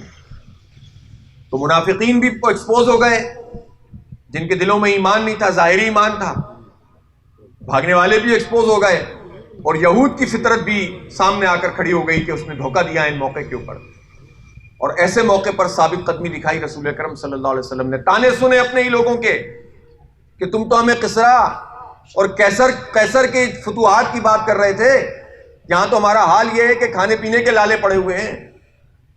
خندق کھودتے ہوئے تو یہ بھی واقع ہوا تھا نا کہ ایک صحابی جنہوں نے اپنی کمزوری اور اپنی بھوک کو مٹانے کے لیے پتھر باندھا ہوا تھا، تو وہ جب آئے اور رسول اللہ صلی اللہ علیہ وسلم سے کہا کہ رسول اللہ بہت مشکل ہو رہی ہے، قمیض اٹھائی، کہا پتھر بندھا ہوا ہے، آپ صلی اللہ علیہ وسلم نے اپنی قمیض اٹھائی، 2 پتھر باندھے ہوئے تھے سہارا دینے کے لیے۔ تو یہ قائد تھے، اور کوئی انتظام انہوں نے اپنے بچوں کے لیے اور اپنی بیویوں کے لیے، ازواج مطہرات کے لیے علیحدہ سے مسلمانوں سے ہٹ کر نہیں کیا تھا جب وہ جہاد کے لیے آئے تھے۔ تو جیسا عام مسلمانوں کے لیے انتظام تھا ویسے ہی آپ صلی اللہ علیہ وسلم کے اہل خانہ کے لیے انتظام تھا۔ جیسے عام مسلمان خندق کھود رہے تھے، آپ صلی اللہ علیہ وسلم ویسے ہی کھود رہے تھے۔ جیسے عام لوگوں کو جان کا خوف تھا، اسی طرح آپ صلی اللہ علیہ وسلم کے لیے بھی وہ موجود تھا۔ تو اس طرح کے قائد آپ صلی اللہ علیہ وآلہ وسلم، اور پھر ثابت قدمی، پھر اللہ کی طرف سے مدد آئی۔ تقریباً 2 مہینے کا یہ محاصرہ تھا، اور اس کے بعد ہوا یہ کہ ایک آندھی آئی بہت زبردست قسم کی، اور اس آندھی میں ایسا زبردست قسم کی وہ آندھی تھی اور ایسا اندھیرا چھا گیا تھا رات میں کہ جب صبح اٹھے ہیں مسلمان تو پتہ چلا ہے کہ وہ پورا کا پورا لشکر ان کا واپس پلٹ گیا۔ یہاں بھی اللہ نے مدد کی، لیکن کس وقت مدد ہوئی؟ جب لوگوں نے ثابت قدمی دکھائی، پیٹ نہیں پھیری، واپس نہیں گئے۔ اور پھر تاریخ اسلام میں یہ بھی ہمیں پتہ چلا سیرت کی کتابوں میں کہ پھر وہ جو بنی قریظہ جنہوں نے بغاوت کی تھی، ان کے پاس پھر نبی پاک صلی اللہ علیہ وسلم، ابھی وہ جنگ ختم نہیں ہوئی، کہا کہ ان کے پاس جانا ہے۔ اب وہاں گئے اور ان کا محاصرہ کیا، اور ان سے کہا کہ آپ بتاؤ تم نے یہ دھوکہ میں کیوں دیا؟ تو انہوں نے 2-4 دن جب محاصرہ ہو گیا تو پھر کہا کہ سعد بن معاذ جو انصار میں سے تھے ان سے کہا کہ یہ فیصلہ جو کر دیں گے بس آپ ہمارے ساتھ وہی معاملہ کیجیے گا. انہوں نے سمجھا کہ یہ ہمارے حق میں شاید فیصلہ کر دیں, کچھ نرمی برتیں, لیکن سعد بن معاذ رضی اللہ تعالیٰ عنہ نے پھر فیصلہ کیا کہ اب بنی قریظہ کے مردوں کو قتل کیا جائے گا اور عورتوں اور بچوں کو جو ہے وہ اپنے تحویل میں لیا جائے گا اور ان کا مال جو ہے وہ قبضے میں لیا جائے گا, مال غنیمت بنایا جائے گا. اور یہ فیصلہ اس پر عمل درآمد ہوا اس لیے کہ اس سے پہلے جب بنی نذیر والوں نے غداریاں کی تھیں تو ان کو نبی پاک صلی اللہ علیہ وسلم نے ایک موقع فراہم کر کے وہاں سے روانہ کر دیا تھا. تو وہ چلے تو گئے تھے لیکن کوئی خیبر پہنچا, کوئی ام القریٰ پہنچا اور وہاں جا کے انہوں نے ساری چال بازیاں شروع کر دیں, سب کو مجتمع کرنا شروع کیا, قریش کو میسج بھیجنا شروع کیے اور ان کی ان چال بازیوں کے نتیجے میں یلغار ہوئی تھی. تو اس وقت یہ فیصلہ سعد بن معاذ نے کیا اور رسول اللہ صلی اللہ علیہ وسلم نے اس کو قبول کیا اور اس کے نتیجے میں ہیبت طاری ہو گئی پوری کی. تو اسلام کا کوئی ایک ہی رخ نہیں ہوتا جو ہمیں بتایا جاتا ہے. اسلام کو غلبے کے لیے, بالادستی کے لیے, غالب کرنے کے لیے اس وقت کی اسلامی تحریک جو اس کو لے کر چل رہی ہے, اس لیے کہ اب نبوت تو نہیں ہوگی, قرآن و سنت کی روشنی میں جو فیصلہ بھی کرنا ہو وہ فیصلہ کیا جائے گا. یہ نہیں دیکھا جائے گا کہ امریکہ کیا کہے گا, یہ نہیں دیکھا جائے گا کہ مغرب کیا کہے گا. ابھی کتنے بڑے بڑے مسئلوں میں ہم صرف اس لیے فیصلے نہیں کر پاتے. دیکھیں نا, ابھی وہ بات تو ہو رہی تھی نا مدینے کی اسلامی ریاست, اللہ کرے ان کی نیت صحیح ہو. میں نیت تو کسی کی نہیں دیکھتے, عمل دیکھا جاتا ہے. حکمران کی نیت کا مسئلہ نہیں ہوتا, دیکھیں عمل کا مسئلہ ہوتا ہے. اللہ نے ہمیں ظاہر پر فیصلہ کرنے کے لیے کہا, اس لیے کہ ہم کسی کا دل تو نہیں دیکھ سکتے. عام آدمی کے لیے تو یہ ہوگا کہ اس کو مارجن دیا جائے گا, لیکن جن کے ہاتھ میں ہمارے اختیارات ہوں گے اس کے لیے تو اس کا عمل دیکھا جائے گا اور اس پر رائے بھی قائم کی جائے گی. تو اگر یہ حکمران کہتے ہیں کہ ہمیں مدینے کی اسلامی ریاست کی طرز پہ بنانی ہے تو پھر کم از کم یہ تو چھوڑ دینا. ہمیں معلوم ہے ایک تدریج کی ضرورت ہوتی ہے, برسا برس کا بگڑا ہوا کام چند دنوں میں ٹھیک نہیں ہوتا, یہ بات درست ہے, لیکن کسی چیز سے ظاہر تو ہو. آپ کہیں کہ بھئی مسجدوں کا مدرسوں کا اس لیے ہم آڈٹ کریں گے اور اس لیے ان کا یعنی نصاب کہتے ہیں ایک ہونا چاہیے. اب اچھا, اب جب ہونا چاہیے تو کہاں ہونا چاہیے؟ پتہ چلا سرکاری نصاب تو ایک ہونا چاہیے, جو پرائیویٹ ادارے چل رہے ہیں ان کو آپ نہیں چھیڑ سکتے, اس لیے کہ وہ آپ کے دائیں بائیں کے جتنے لوگ ہیں, کوئی کنڈر گارڈن چلا رہا ہے, کوئی دوسرا چلا رہا ہے, کوئی تیسرا چلا رہا ہے, وہ نہیں چھیڑیں گے. تو کیسے ایک نصاب ہو جائے گا؟ کیوں جھوٹ بولتے ہیں, کیوں دھوکہ دیتے ہیں ہم سب کو. اسی طرح سے آپ کہتے ہیں کہ جناب ہم پر پریشر بہت ہے اس لیے ہم شرح سود اتنی بنائیں گے. کس کا پریشر ہے؟ امریکہ کا پریشر ہے. FATF کے نتیجے میں آپ یعنی ان کا پریشر ہے اور بعض اوقات یہ ساری پارٹیاں مل کر یہ سارے کام شروع کر دیتے ہیں. اسمبلی میں آیا شراب کی حرمت کا بل کہ اس کو حرام کیا جائے, کسی مسلمان نے نہیں, ایک ہندو نے پیش کیا, اور بدقسمتی سے تینوں چاروں بڑی پارٹیوں نے, جس میں نون لیگ اور پیپلز پارٹی اور PTI سب شامل تھے, انہوں نے اس کو پاس نہیں ہونے دیا. کیوں؟ ایک ہندو پیش کر رہا ہے کہ بھائی ہمارا نام استعمال کر کے شراب نوشی نہیں کرو, یہ نہیں کھولو اس شراب خانے. لیکن ان ساری جماعتوں نے دعویٰ کتنا بڑا ہے, کیوں نہیں اس وقت عمران خان نے سٹینڈ لیا وزیر اعظم کہ نہیں آج پاس ہوگا, جبکہ ہمارے آئین میں موجود ہے قرآن کہ جو ہے وہ قرآن اور حدیث کی بالادستی ہوگی. نہیں ہوا. کتنی چیزیں ایسی ہیں. ابھی ایک بل آیا تھا پرائیویٹ, کون سا وہ تھا, خاندانی زندگی کے حوالے سے, ڈومیسٹک وائلنس بل, تو شکر اتنا اس پر احتجاج ہوا, کورٹ ووٹ میں گیا, اسلامی نظریاتی کونسل نے اس کو واپس کر دیا. آ کیسے جاتا ہے؟ سب اتفاق کیسے کر لیتے ہیں؟ تو دعویٰ کچھ ہو اور کام کچھ اور ہو, اس لیے کہ آپ خوش جو کرنا چاہتے ہو دوسروں کو بھی اور خواہش رکھتے ہو کہ اسلام قائم ہو جائے. تو ایسا تو نہیں ہوگا, کہیں تو اسٹینڈ لینا پڑے گا. تو غزوہ خندق کے موقع پہ اسٹینڈ کرنا نبی پاک صلی اللہ علیہ وسلم کے پیچھے نہیں ہٹیں گے. غزوہ تبوک کے موقع پر کیا تھا؟ یہ تقریباً 9 ہجری کی بات ہے. اس میں بھی یہی تھا کہ اتنا بڑا جو قیصر جو روم کی سلطنت تھی وہ حملہ آور ہو رہی تھی اور شدید گرمی تھی اور پھل پکنے والا تھا, اور اس وقت بھی یہ قائم ہوا کہ بھائی ہم جائیں گے تو ہماری فصل کا کیا ہوگا, گرمی بہت ہے. قرآن نے کہا قل نار جہنم اشد حرا, یہ کہتے ہیں کہ گرمی بہت ہے تو ان سے کہو کہ جو جہنم کی گرمی ہے اس سے بھی زیادہ ہے. یہاں پر تمہیں مقابلہ کرنا پڑے گا, عظیمت دکھانی پڑے گی. دکھائی, کچھ لوگ پیچھے رہ گئے, کچھ لوگ آگے بڑھ گئے ایمان میں. تو اسٹینڈ تو لینا پڑتا ہے. اگر ہر بات مانتے چلے جائیں, بجٹ ان کی مرضی کا ہو. اب کہتے ہیں نا مہنگائی ہے, بے روزگاری ہے, صحیح ہے, معیشت ہماری خراب ہے, لیکن کہیں تو ٹکے آپ. جو IMF والے کہہ رہے ہیں وہ مان رہے ہیں, وہ پھر بھی کہہ رہے ہیں مزید کرو مزید کرو مزید کریں, تو یہی حال ہوگا ہمارا. پھر 50 دلیلیں دیتے رہیں کہ انڈیا میں سستا ہے اور امریکہ میں سستا ہے اور فلاں سستا ہے، تو بھائی پھر ساری چیزیں بتاؤ نا. ابھی ہم اس دن مظاہرہ کر رہے تھے تو میں نے وہاں پر جانے سے پہلے انڈیا کی ایک یونیورسٹی ہے جواہر لال نہرو یونیورسٹی، میں نے کہا دیکھتا ہوں تعلیم کا کیا حال ہے. تو اس کی جب میں نے فیس کا شیڈول دیکھا، اور وہ ٹاپ کی یونیورسٹیوں میں سے اور ورلڈ میں پوری دنیا میں اس کو جانا مانا جاتا ہے، پتہ ہے چلا کہ ایم ایس سی کے کورسز، ایم اے کے کورسز، بی اے کے کورسز، بی ایس کے کورسز، کمپیوٹر سائنس، کسی کی فیس سالانہ 1000 روپے، کسی کی 2 سال کے کورس کی 1100 روپے. اچھا وہ ڈبل بھی ہم سے تو 2200 ہو گئے. کسی کی جو ہے وہ 300 روپے، کسی کی 400 روپے. ایک نامنل چارجز پر اتنی اعلیٰ درجے کی تعلیم وہ فراہم کر رہے ہیں. اپنے دشمنوں سے سیکھ لو. تو ان کے بچوں کو تو اپنے بچوں کی تعلیم کا مسئلہ نہیں ہے. تو جب آپ پیٹرول کا کمپیریزن کرتے ہو تو تعلیم کا بھی کمپیریزن کرو، صحت کی سہولتوں کا بھی کمپیریزن کرو. ہمیں دھوکہ مت دو. صرف احکامات کو آپ مانتے رہیں اور اس کے نتیجے میں جو ہے وہ چلاتے رہیں. سود ختم کرنے کے لیے کیا اقدامات کیے آپ نے 3 سال میں؟ ٹھیک ہے آپ ایک دن میں، ہم مانتے ہیں نہیں کر سکتے، حالانکہ اگر آپ کریں گے تو اللہ تعالیٰ اس کے لیے بھی راستے نکالے گا. لیکن آپ تو جب کہتے ہیں کہ ہم گھر دیں گے تو اس میں بھی کہتے ہیں 5% شرح سود پہ دیں گے. تو سود ختم کرنے کا کوئی قدم 3 سال میں نہیں اٹھا رہے آپ. تو اس لیے خواہشات سے یہ سب نہیں ہوگا. اور لوگوں کو بھی سمجھنا چاہیے کہ کوئی بھی آدمی ہے، کوئی بھائی ہمارے گلی میں اگر کوئی موچی ہے اور بہت اچھا ہے، نمازی ہے، پاک باز ہے، تو قابل قدر ہے ہمارے لیے، سر پہ بٹھانے کے قابل ہے، ایماندار ہے، بےایمانی نہیں کرتا. لیکن اس کو آپ پورے محلے کی ایسوسی ایشن کا صدر تو نہیں بناتے نا. اس لیے نہیں بناتے کہ آپ کو معلوم ہے کہ اپنے کام کے اندر یہ ایماندار ہے، پروفیشنل ہے، لیکن یہ کام نہیں کر سکتا. یہ تو صرف ہواؤں کے اوپر، فضاؤں کے اوپر ایک رائے قائم کر لینا اور پھر اس کے بعد سوچنا کہ ایسا کیوں نہیں ہو رہا اور ویسا کیوں نہیں ہو رہا، تو ہم سب پچھتائیں گے. میں کسی ایک پارٹی یا فرد کے خلاف نہیں بات کر رہا. پچھلے تجربے ہمارے کافی ہیں. نظام ہے پورا کا پورا. اس نظام کی موجودگی میں اور اس نظام کا حصہ بن کر بہت مشکل ہے کہ تبدیلی واقع ہو. لیکن چونکہ اسی میں رہتے ہوئے کام کرنا ہے تو ایک رائے عامہ بننی چاہیے لوگوں کی، حقائق صحیح پتہ ہونے چاہیے. اور اصل بات یہ ہے کہ قرآن و سنت سے ہی رہنمائی لینی چاہیے. یہ قرآن و سنت کی رہنمائی کے لیے ٹھیکہ مسجد کے امام کا نہیں ہے یا کسی مذہبی جماعت کا نہیں ہے.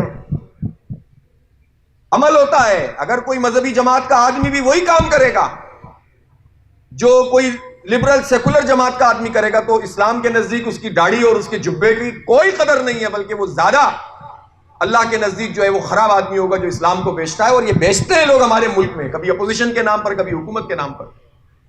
ہمیں ان سے کوئی تعلق نہیں ہونا چاہیے، لیکن ہم اسلام کو اسلام کی بنیاد پر سمجھیں گے. ہم قرآن کو قرآن کی بنیاد پر، اللہ کے حکم کی بنیاد کے اوپر سیکھیں گے اور اس کے لیے پھر راستہ نکالیں گے. تو اس لیے ہم سب کی ضرورت ہے اور ہم پر واجب اور فرض ہے کہ ہم اللہ کے ان احکامات کو جو قرآن میں موجود ہیں، جو رسول پاک صلی اللہ علیہ وسلم نے جو فریضہ انجام دیا ہے، اس کو اس زمین کے اوپر قائم کرنے کی کوشش کریں. قائم کر دینا ہماری ذمہ داری نہیں ہے، اس کی کوشش کرنا ہماری ذمہ داری ہے. اس لیے آپ سے درخواست کرتا ہوں کہ اس حوالے سے مطالعہ بھی کریں اور اپنا حصہ ڈالیں. اسلام کی منشا یہ ہے کہ ظلم کے خلاف لوگوں کو منظم کرتا ہے. جبر ہو، تعصب کی اور لسانیت کی بنیاد پر اگر سوسائٹی کو تقسیم کیا جا رہا ہو اور تقسیم کرنے والا بھی حکمران طبقہ ہو، تو ایسے میں گھر بیٹھ کر نہیں رہا جائے گا. صرف مسجد سے تعلق قائم کرنے سے مسئلہ حل نہیں ہوگا، بلکہ اس ظلم کے خلاف لوگوں کو منظم کرنا یہ دین کا کام ہے.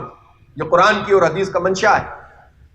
آپ صلی اللہ علیہ وسلم مکے جیسی جگہ میں جہاں پر کتنا مشکل حالات تھے، ایک آدمی آیا، اس نے کہا ابو جہل نے میرے پیسے لیے ہوئے، چیز لی تھی ادائیگی نہیں کرتا. آپ صلی اللہ علیہ وسلم نے یہ نہیں دیکھا کیا ہے ابو جہل. وہ ابو جہل تھا جس نے سمیہ رضی اللہ تعالی عنہ کے جسم میں نیزہ مار کر آپ کو شہید کر دیا تھا. لیکن آپ صلی اللہ علیہ وسلم اس کے پاس پہنچے اور سے کہا کہ اس کا حق واپس کرو، اور ابو جہل کے اوپر ہیبت طاری ہو گئی. وہ گیا چپ چاپ سے واپس کر دیا. یہ بھی تو سیرت ہے رسول صلی اللہ علیہ وسلم. ظلم کے مقابلے میں لوگوں کو منظم کرو، ناانصافی کے مقابلے میں لوگوں کو منظم کرو. تعصب کی بنیاد پہ نہیں، لسانیت کی بنیاد پہ نہیں، اس کا تو ہم نے پل کھا لیا وہ جتنا کھانا تھا. حق اور سچ کی بنیاد پر سب کو اکٹھا کرو. اور اس نظام کے خلاف کہ جس کے اوپر چند لوگوں کا قبضہ ہے، ان کا بجٹ تو ٹھیک ہوتا ہے، ان کو کیا پتا. جو پیٹرول بڑھانے والے لوگ ہوتے ہیں ان میں سے اکثریت وہ ہوتی ہے شاید جنہوں نے زندگی میں کبھی اپنے پیسوں سے پیٹرول نہ ڈلوایا ہو. آپ اگر کہیں گے تو میں ایک ایک کا نام لے دوں گا. نہیں ہوتے یہ لوگ، ان کو احساس ہی نہیں ہے کہ ہمارا بچہ جب پیٹرول ڈلواتا ہے موٹر سائیکل میں 30, 40, 50 روپے کا, ابھی تو پھر بھی چل جاتا تھا. اب کتنا چلے گا؟ آگے بڑھے گا تو لیٹی لگائے گا. ایسا ہی ہوتا ہے. ان کو کیا پتا یہ لیٹی کیا ہوتی ہے؟ یہ جانتے نہیں ہیں. ان کے گھر کا سودا یہ خود نہیں لاتے. کوئی بھی جتنی بڑی باتیں کرتا ہے، آپ لسٹ اٹھا کر دیکھ لیجیے، پچھلوں کی بھی ابھی کی بھی، یہ جان نہیں سکتے کہ عام آدمی کا مسئلہ کیا ہے. جس نے ایکسپیرینس نہیں کیا ہو وہ کبھی بھی اس درد کو محسوس نہیں کر سکتا. اسی لیے رسول پاک صلی اللہ علیہ وسلم کا اسوہ کامل ہے کہ وہ غریبوں کی سطح کے آدمی تھے، اور اب حکومت بھی کی.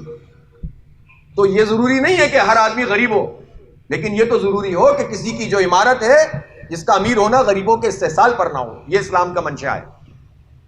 آپ پیسے والے ہو سکتے ہیں، عبد الرحمن بن عوف رضی اللہ تعالیٰ عنہ بھی تھے، عثمان غنی رضی اللہ تعالیٰ عنہ بھی تھے، لیکن کسی کا استحصال کر کے امیر نہیں بنتے تھے، بلکہ جب موقع آتا تھا تو اپنے پورے جو ہے وہ تجارتی قافلے اسلام کے حوالے کر دیتے تھے.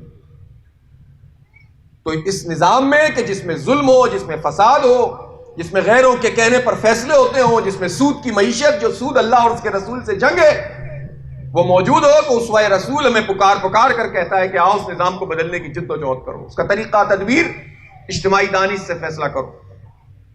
ایک باطل نظام میں کوئی ایک راستہ بھی ایسا نہیں ہو سکتا جس کو آپ کہیں کہ یہ 100% درست راستہ ہے. کہیں سے تو آغاز کرنا ہوگا. اس کے لیے ضروری ہوتا ہے کہ جماعت ہو. ہر فرد کوشش کرے گا تو مسئلہ بن جائے گا. پھر مسلمانوں کے معاشرے میں وہ کام نہیں ہوگا جو کافروں سے لڑائی کی صورت میں ہوتا ہے. قتال اور جہاد کا میدان الگ ہے، دعوت کا، تبلیغ کا اور ظلم کے خلاف مزاحمت کا میدان الگ ہے. ہم جس میدان میں ہیں وہ جد و جہد کا، مزاحمت کا، منظم کرنے کا، نیکی کو طاقت پہنچانے کا، ذہن سازی کرنے کا، اپنے بچوں کو دین کی طرف لا کر دین کے غلبے کی جد و جہد کرنے کا، یہ میدان ہے. اس کے لیے میں آپ سے درخواست کرتا ہوں کہ آپ ہمارے اس پورے کام کا حصہ بنے، جس میں آپ ایک طرف دیکھیں گے درس و تدریس ہے، جس طرف بچوں کی تعلیم کا کام ہے جماعت اسلامی کرتی ہے. ہماری خواتین کا پورا اپنا جو ہے وہ درس کا حلقہ بھی ہوتا ہے، فہم و قرآن کی کلاسیں بھی ہوتی ہیں، اسٹریٹ چلڈرن کے لیے بیٹھک اسکول ہوتے ہیں، نوجوانوں کی سرگرمیاں، کھیلوں، اسپورٹس کے حوالے سے کام، تاکہ کوئی یہ نہ سمجھے کہ بس یہ آئسولیٹڈ لوگ ہیں دنیا کے. ہم بھی جانتے ہیں کہ ان بچوں کی کیا مصروفیات ہیں. ہمیں بھی ہر آدمی سمجھتا ہے کہ اس وقت کا چیلنج کیا ہے. ہم ان کو بالکل اس طرح نہیں کر سکتے کہ بس ایک جگہ پہ لا کر بند کر دیں. اب یہ نہیں ہو سکتا. آپ کو حکمت کے ساتھ انہیں مصروف رکھنا ہوگا، پازیٹیو ایکٹیویٹیز دینی ہوں گی، اور ایک منظم کام کرنا پڑے گا، اور معاشرے کو اٹھانا پڑے گا، مایوسی کو ہٹانا پڑے گا. صاحب کیا ہوتا ہے احتجاج سے؟ صاحب کیا ہوتا ہے بات کرنے سے؟ ہاں، ان کے احتجاج سے کچھ نہیں ہوتا. جو خود اس ظلم کا شریک ہوتے ہیں وہ تو صرف پوائنٹ اسکورنگ کے لیے احتجاج کرتے ہیں یا بات کرتے ہیں. لیکن ان لوگوں کے احتجاج سے فرق پڑتا ہے کہ جو خود جینون ہوتے ہیں اور جینون طریقے سے چیزوں کو لے کر چلتے ہیں. فیصلہ آپ خود کریں. تو اس لیے میں آپ سے درخواست کرتا ہوں کہ دین کو ایک پیکج کی صورت میں لیں. دین دنیا سے جدا چیز کا نام نہیں ہے. اسی دنیا پہ اس دین کو قائم ہونا ہے. یہ غالب ہونے کے لیے آیا، مغلوب رہنے کے لیے نہیں آیا. اس کے دو حصے نہیں کرو کہ یہ حصہ دین کا ہے اور یہ دنیا کا حصہ ہے. یہ سازش ہوئی ہے سب سے بڑی ہمارے ساتھ، جس کے نتیجے میں دنیا کے سارے کام جو ہے ان لوگوں کے ہاتھ میں آ گئے کہ جن کو دین کا کچھ نہیں پتا. اور دیندار لوگ اس پہ خوش ہیں کہ میرا مدرسہ چل رہا ہے، میری مسجد چل رہی ہے، میری نماز چل رہی ہے، میری زکوٰۃ چل رہی ہے. یہ ساری چیزیں بھی چلی ہیں. یہ بھی بہت اہم تھا، کچھ لوگوں نے بچا لیا اس کو. لیکن اب معاملہ اتنا سا نہیں ہے. ہم نے اپنی آنکھوں سے دیکھا ہے. ہم تو وہ لوگ ہیں جس کو اللہ تعالیٰ نے آج کے زمانے میں نے تو ابھی غزوہ بدر اور غزوہ خندق کی باتیں آپ کو بتائی. آپ نے کہا تلواروں کا زمانہ ہے، لیکن اب تو ٹینکوں کا زمانہ ہے، ڈیزی کٹرز کا زمانہ ہے، ٹم بم کا زمانہ ہے، بندوقوں کا زمانہ ہے، آرٹیفیشل انٹیلیجنس کا زمانہ ہے. اور آرٹیفیشل انٹیلیجنس ہو یا ڈیزی کٹر ہو یا جو ہے وہ پوری کی پوری فوجیں ہوں یا ان کے ایئر فورس ہو، سب کا امام تو مغرب ہے. امریکہ 40 ملکوں کی فوجوں کے ساتھ آیا تھا افغانستان میں، اور اس نے تہس نہس کیا تھا افغانستان. اس وقت کی افغان طالبان کی حکومت کو ختم کیا تھا، اور اس ختم کرنے میں غداری کی تھی ہمارے مشرف نے. اور سب سے پہلے پاکستان کا جھوٹا نعرہ لگا کے پاکستان کا بھی بیڑا غرق کیا اور ان کا بھی بیڑا غرق کیا. ہماری قوم کی بیٹی کو امریکہ کے حوالے کر دیا. اتنی بڑی بغیرتی تو دنیا کی ہسٹری میں کبھی نہیں ہوئی ہوگی مسلمانوں کی. اور سفیر کو حوالے کر دیا، یہ تو کبھی بھی نہیں ہوا ہوگا. اور کہا تھا کہ ہم محفوظ ہو جائیں گے، لیکن ہمیں تو 150 ارب ڈالر کا نقصان ہو گیا معیشت کو، اور ہمارے تو 80-90 ہزار فوجی اور سویلین دہشت گردی کا شکار ہو گئے. اور ان لوگوں نے کہا کہ ہم مزاحمت کریں گے، 1 انچ بھی نہیں دیں گے، لڑتے رہیں گے، مر جائیں گے. اور 10 سال بعد یہ صورتحال ہوئی تھی کہ دنیا کی سب سے بڑی سپر پاور کہتی تھی کہ ہمیں ان سے مذاکرات کرنے کا کوئی راستہ نکالو، اور بالآخر انہوں نے عزت کے ساتھ مذاکرات کیے اور اپنی شرائط کو منوایا اور آخری فوجی بھی یہاں سے روانہ کر دیا. وَتُعِزُّ مَن تَشَاءُ وَتُذِلُّ مَن تَشَاءُ بِيَدِكَ الْخَيْرُ. یہ آج کے زمانے کی بات ہے، پرانی بات نہیں ہے. لیکن جن کے دلوں میں ہیبت طاری ہوتی ہے کفر کی، وہ اس وقت بھی کہیں گے نہیں ایسا نہیں ہوا ہوگا، ویسا ہوا ہوگا. او بھائی، امریکی صدور نے اعلان کیے تھے ہم نے طالبان کی حکومت ختم کر دی، ہم نے تہس نہس کر دیا، ہمارا ہو گیا قبضہ. کیوں پھر چلے گئے یہاں سے؟ پورا خطہ چھوڑ کر، چائنا کو چھوڑ کر، روس کو چھوڑ کر، پاکستان کو، ایران کو، سب کو چھوڑ کر نکل گئے. اس لیے کہ آپ ٹالریٹ ہی نہیں کر سکتے تھے، آپ افورڈ ہی نہیں کر سکتے تھے، آپ بیئر ہی نہیں کر سکتے تھے جو کچھ ان کے ساتھ ہو رہا تھا. جس نے جہاد کا، جو رسول اللہ صلی اللہ علیہ وسلم کی سنت ہے، اور مزاحمت کا راستہ اختیار کیا، وہاں پر اس کی ضرورت تھی. اس کو اللہ تعالیٰ نے آج پوری دنیا میں وہ مقام دیا کہ جب ذبیح اللہ مجاہد نے پریس کانفرنس کی ہے تو شاید انسانی تاریخ میں سب سے زیادہ اس پریس کانفرنس کو کور کیا گیا ہے، جو ان کی زبان بھی نہیں بولتا تھا. اس کے پیر میں چپل بھی شاید جو ہے وہ چپل ہی تھی. تو یہ اللہ تعالیٰ کی طرف سے ہم نے اپنی آنکھوں سے دیکھا ہے، پھر بھی یقین نہیں آتا. تو ہمیں پوری قوم کو امید بھی دلانی ہوگی اور قربانی کے لیے بھی تیار کرنا ہوگا. لیکن جو لوگ یہ کام کر رہیں گے، جن کے ہاتھوں میں اختیار اور اقتدار ہے، چاہے وہ پارٹی ہو، چاہے وہ اسٹیبلشمنٹ ہو، جو یہاں پر قوت نافذہ ہے، وہ اگر وہ سمجھتے ہیں بھائی کیا ہے، بیوروکریٹس ہیں، فوج کے جرنیل ہیں، جاگیردار وڈیرے ہیں، ان کو معلوم ہے یہاں پر اگر عدل اور انصاف کی حکمرانی ہوگی تو ان کا کیا بنے گا. جنہوں نے نسل در نسل لوگوں کو غلام بنا کے رکھا ہوا ہے، ان کو معلوم ہے کہ ہماری طاقت ختم ہو جائے گی. اس لیے وہ یہاں پر اسلام کی کسی جنوین تحریک کو آگے نہیں بڑھنے دینا چاہتے. لیکن ہم ان کے اوپر دیکھ کر اپنا کام نہیں کریں گے، ہم اللہ کے بھروسے پر اور لوگوں کو اپنے ساتھ ملا کر کام کریں گے. وقت لگے گا اس میں. قوموں کی زندگی میں 10 20 50 100 سال نہیں ہوتے، جد و جہد ہوتی ہے، مزاحمت ہوتی ہے. ہم کسی سے تصادم نہیں اٹک لڑائی لڑنا چاہتے، لیکن ہم یہ ضرور چاہتے ہیں کہ سچ اور حق کی حکمرانی کا نظام قائم ہو. وہ جو جھوٹ اور دھوکے کی جو فضا بنی ہوئی ہے ختم ہونی چاہیے. اس لیے میں آپ سے درخواست کرتا ہوں آپ بھی ہمارا ساتھ دیں. ہم کراچی کے حقوق کے حوالے سے، یہ ہماری تحریک کچھ سیکولر تحریک نہیں ہے. ہم سمجھتے ہیں کہ اس شہر کے ساتھ ناانصافی ہے، یہ دین کا تقاضا ہے کہ اس کے خلاف دین کی بنیاد پر آواز اٹھائی جائے. ہم ان لوگوں کے ہاتھ میں یہ اختیار نہیں دینا چاہتے کہ وہ کوئی تعصب کی بنیاد پر اٹھائیں اور 35 سال ہمارے برباد کر دیں اور اپنے مفادات پورے کر لیں. جو اسلام کی حقانیت کو سمجھتے ہیں وہ کبھی بھی ظلم کے خلاف خاموش نہیں رہ سکتے. جو ہمارے ساتھ ہماری گنتی کم ہو جائے، ہماری چیزیں کم ہو جائیں، ہمیں بنیادی سہولتیں نہیں ملے، کیوں؟ اس کے خلاف بات کرنا یہ دین کا تقاضا ہے. اس کو آپ الگ بات نہ سمجھیں اور اس کی بنیاد پر سوسائٹی کو اٹریکٹ کریں، پھر اپنی دین کی تعلیمات بھی ان تک پہنچائیں. یہ طریقہ ہے اسلام کو پہنچانے کا. کسی آئسولیشن میں رہ کر تو اسلام کی تعلیم نہیں ہو سکتی. اس لیے میری آپ سے درخواست ہے کہ ان تمام امور پر غور و فکر فرمائیں. ہماری بہنیں یہاں موجود ہیں، میں ان سے خاص طور پہ درخواست کرتا ہوں. ان کے ہاتھ میں نسل پروان چڑھ رہی ہے. ایک تو یہ دنیا کی دوڑ ہے نا، یہ کبھی ختم نہیں ہوگی. یہ مسابقت یہ کبھی ختم نہیں ہوگی. اس کے لیے مرد بھی اتنے ہی اور عورتیں سب مل کر یہ سارے کام کر رہے ہوتے ہیں. یہ کبھی ختم نہیں ہوگی. آخرت کی مسابقت اختیار کریں. بہت سارے مسئلوں سے جو ہے وہ نجات مل جائے گی. بچوں کی تربیت پہ توجہ دیں، وقت دیں ان کو، اور اسی طرح سے کمتر پہ گزارا کرنے کی صلاحیت پیدا کریں.